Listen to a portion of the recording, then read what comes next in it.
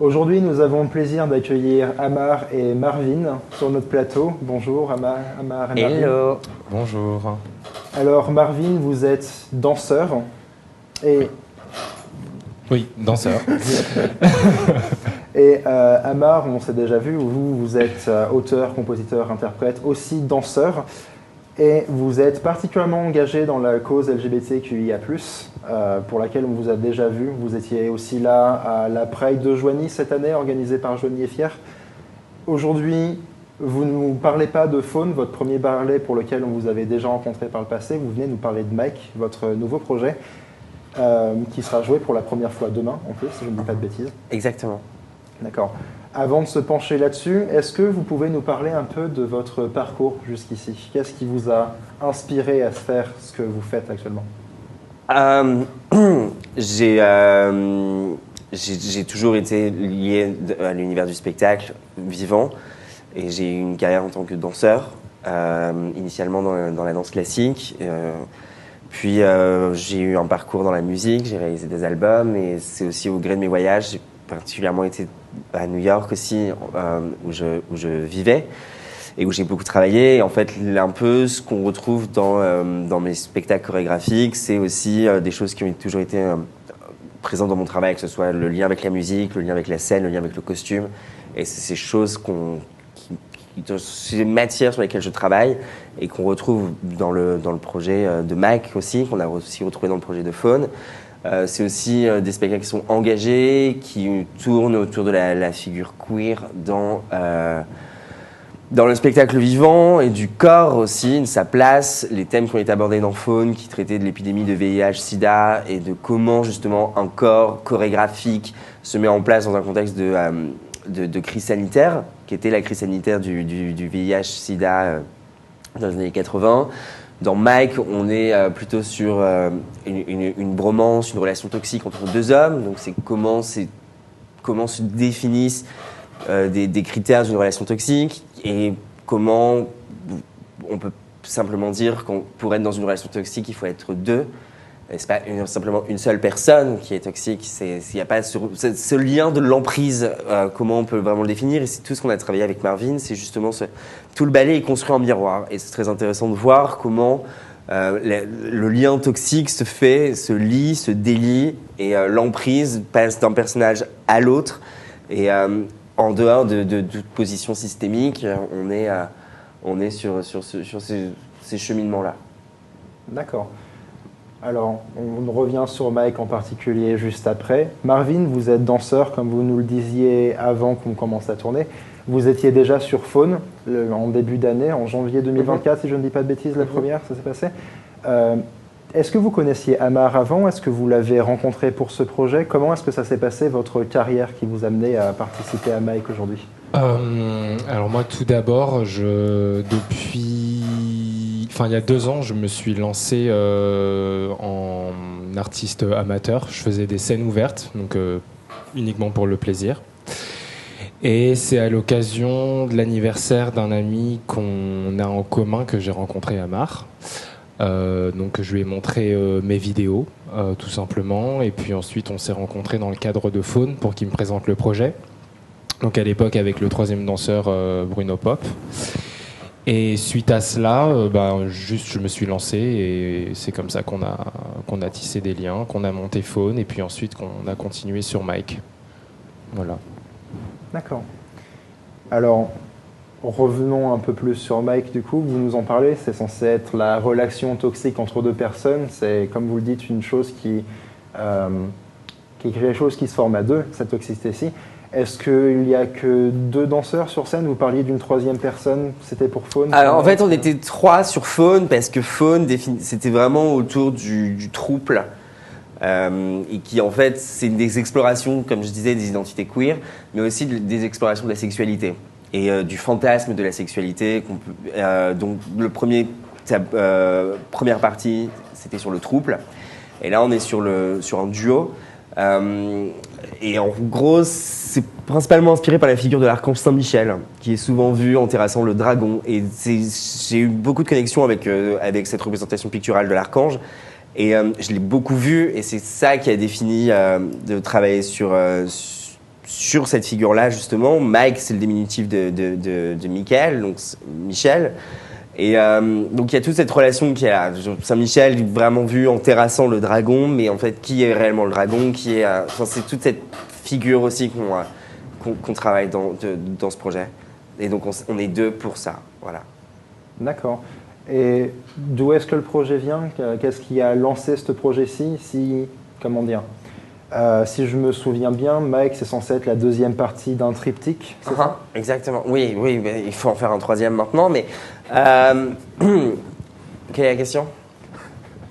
La question, c'était, comment dire, qu'est-ce qui vous amenait à ce projet-ci? Est-ce que c'était la suite logique de Faune, peut-être, ou un écho à Faune? Peut-être qu'après avoir parlé du trouble, vous vouliez parler d'une relation entre deux personnes. Qu'est-ce que c'est la suite d'idées qui vous a mené à ce projet-ci, en fait? Encore une fois, il s'agit d'explorer les identités queer dans la même période. L'histoire, c'est que Faune est un personnage, Mike est un personnage, et les deux, en fait, se sont croisés. Tout se passe dans l'enceinte du même club. Il y a beaucoup de liens entre Faune et Mike qui sont faits à l'image par le travail de Daniel S., qui est le vidéaste, enfin le créateur vidéo du ballet. Et en gros, il s'agit vraiment de créer un lien entre les deux. Ils sont dans la même laps de temps et ils sont dans le même espace, et c'est juste des histoires différentes de ces personnages qui se sont amenés à se croiser. Il y en a un qui part explorer la sexualité par le trouble, et il y en a un qui part explorer la relation toxique. Mais ils se sont croisés en fait à une période, et c'est ça qu'on a créé au sein de ce triptyque, c'est d'avoir différentes histoires de trois personnages qui en fait évoluent dans le même lieu et qui pourraient peut-être se croiser, qui pourraient peut-être jamais se croiser, mais qui au final font partie de la même communauté et qui vont raconter un message propre à leurs ambitions, leurs convictions, par le biais de la danse, par le biais de la musique. Le premier compositeur, c'était Jeff Guyon pour Faune. Là, pour Mike, c'est Ferdinand Bidlowski, avec qui j'ai déjà travaillé sur mon premier album. Et c'est aussi intéressant de changer de compositeur pour chaque pièce, pour vraiment avoir une idée musicale qui soit différente, apporter une couleur, une ambiance différente. La musique est principalement, vraiment très importante sur le projet, tout autant que la vidéo. Ça crée vraiment toute cette ambiance, et c'est ça qu'on recherche. La chorégraphie aussi est différente. On va sur des choses qui sont plus, par exemple pour Mike, on est vachement plus sur la danse contemporaine, vachement plus dans le sol, alors que sur Faune, c'était beaucoup plus onirique, un peu plus aérien. Donc c'est important de créer ces cheminements-là, mais tout en ayant des échos aux étapes précédentes. D'accord. Ok. Nous parlions des thèmes juste avant, donc quelque chose qui se centre sur le couple, mais aussi la toxicité. Ce sont deux de vos thèmes centraux. Est-ce qu'il y a d'autres thèmes qui sont abordés par le spectacle? Dans Mike, il y a toute une recherche qui a été faite sur la toxicité de manière générale. Qu'est-ce qui est toxique? La drogue est toxique. Donc ce personnage, Max, c'est quelqu'un qui sort beaucoup, qui prend énormément de drogue, qui est enclin à avoir des hallucinations. Il y a beaucoup de choses qui sont un peu élaborées sur un côté beaucoup plus noir autour de ce personnage. Et c'était un peu l'idée d'aller rechercher là-dedans. Il y a un tableau qui traite des confessions. Il y a énormément de références bibliques dans ce projet. Il y a énormément de références aussi au Talmud. C'est une grande recherche qui a été faite autour du mysticisme, de la Kabbale juive. C'est ces thèmes-là qui sont abordés et qui justement permettent d'aller vers la lumière, de sortir un peu de ça, d'exorciser un peu ses propres démons. Et c'est toute la réflexion qui est développée au sein de ce spectacle. D'accord, juste pour préciser, quand vous parlez de Talmud, oui. Qu'est-ce que c'est la Talmud? Le Talmud, c'est la Bible hébraïque. D'accord. Une des choses qui vous est importante, qu'on en parlait souvent en interview, on a déjà parlé en quelque sorte au travers de ce qu'on nous avons dit jusque maintenant, vous mettez un point d'honneur sur l'importance de la visibilité queer en milieu rural. Mm-hmm. En quoi est-ce que ce but est atteint avec Mike Parr? Qu'est-ce qui est mis en place dans ce spectacle-ci pour rappeler à cette importance de la visibilité queer? Il y a des choses qui sont importantes, qui sont de ne pas avoir à se cacher pour être soi. Il est important de mettre le doigt sur des choses qui sont sensibles et de parler avec avec cette honnêteté. Dans mon travail, j'ai toujours été un défenseur de la visibilité LGBTQIA+. C'est ce que je fais avec mon travail. C'est ce que je fais aussi avec Joigny et Fier. C'est important de créer cette visibilité-là. C'est important de dire aux gens qui peuvent être là et qui peuvent avoir peut-être honte ou peur que c'est OK, que c'est normal, qu'il n'y a pas de besoin de se sentir menacé. On a la chance de pouvoir utiliser notre liberté d'expression pour faire passer des messages, et c'est ce qu'on fait dans ce travail. C'est pour ça que c'est important, c'est pour ça qu'il faut aller chercher les gens, c'est pour ça qu'il faut leur montrer que c'est OK. Est-ce qu'on a reçu des plaintes pour Faune? Bien sûr. Est-ce qu'on va recevoir des plaintes pour Mike? Évidemment. Mais est-ce que il n'y a rien de plus... validant sur le fait que ça ait marqué les esprits. Exactement. Qu'on veuille me dire que c'est provoquant parce qu'on va danser en cardinal sur scène, habillé en cardinal sur scène, parce qu'on est deux hommes et qu'on exprime on s'exprime simplement, que ce soit avec une certaine sensualité ou non. Qu'est-ce qui est plus choquant que ça, ou d'avoir des arrêts de bus publicitaires avec des nanas en maillot de bain en janvier ou en décembre? C'est une hypocrisie qui est quand même assez stagnante. Et qu'est-ce qui est plus grave, en fait, d'être un artiste qui s'exprime et de faire passer un message de symbiose et de rassembler des gens par le biais de notre travail, ou de jouer une certaine hypocrisie? Non, Et donc c'est l'engagement que j'ai pour ça, que ce soit dans mon engagement associatif ou que ce soit dans mon travail.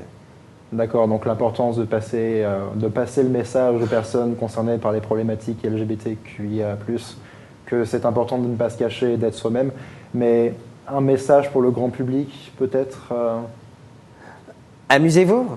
Il reste des places, venez, la musique est incroyable, le ballet est vraiment... J'ai adoré chorégraphier avec Marvin et avec toute l'équipe autour de ce projet. Amusez-vous.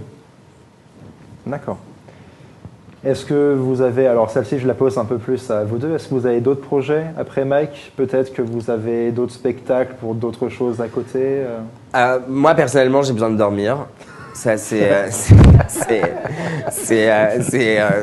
c'est ce que je me réserve de faire là. Dormir c'est bien aussi. Dormir c'est bien, ouais.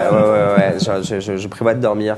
Non, le ballet va tourner à Paris en avril. On a d'autres dates de prévues en juin et on travaille sur d'autres dates aussi à partir de septembre 2025, justement pour restaurer le spectacle et ensuite travailler sur le dernier volet du triptyque.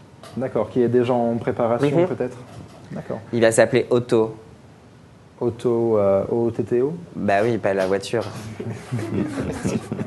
Vaut mieux préciser, vous savez, on n'est jamais trop sûr. Hein. Peut-être que ça parle de voiture aussi, je ne sais pas. Hein. Ah non, là. Non. Et vous, Marvin, vous parliez de scène ouverte, peut-être? Alors, moi, la scène ouverte, j'ai mis ça de côté parce que... alors, j'ai beaucoup apprécié en faire, mais je me suis rendu compte que je n'appréciais pas être seul sur scène. J'ai besoin d'être avec une ou plusieurs autres personnes. J'aime beaucoup cet esprit d'équipe qu'on a développé avec Amar et que j'espère continuer de développer à l'avenir. Et en fait, à côté, moi, j'ai intégré donc une formation pour me perfectionner en danse. Donc ça aussi, c'est un projet que j'aimerais mener à terme. Donc voilà, hormis Mike, Faune et bientôt Auto, j'ai cette formation. Et puis l'avenir, on verra ce que l'avenir me réserve. On verra bien, effectivement. Voilà. Donc du coup, vous vous sentez vraiment là-dessus pour le moment? Oui, aujourd'hui, le cœur de ce qui m'occupe, c'est la danse. Et voilà, je danse et puis les choses... finalement, j'ai pas grand-chose à faire si ce n'est de danser. Et puis les projets arrivent et ensuite, je me jette dedans. Très bien. Voilà. Pour conclure, je pense, où est-ce qu'on peut réserver nos places pour le spectacle? Combien est-ce que les places coûtent? Les places sont en vente directement dans l'espace de Bussy. Donc sachant qu'il y a 2 spectacles parce qu'on danse Faune et Mac, les places sont au tarif de 25 €. Vous pouvez aussi acheter ce sublime t-shirt que je porte. Il y a d'autres choses à vendre également. Vous pouvez les prendre soit directement en ligne ou soit directement sur place demain. L'ouverture des portes est à 19h. D'accord. Et en ligne, c'est sur Billets le site Réduc. Billets Réduc. Yep. D'accord. Merci beaucoup, Amar. Merci. Merci, Marvin, d'être venu vous parler du spectacle. C'est tout pour les 5 dernières minutes.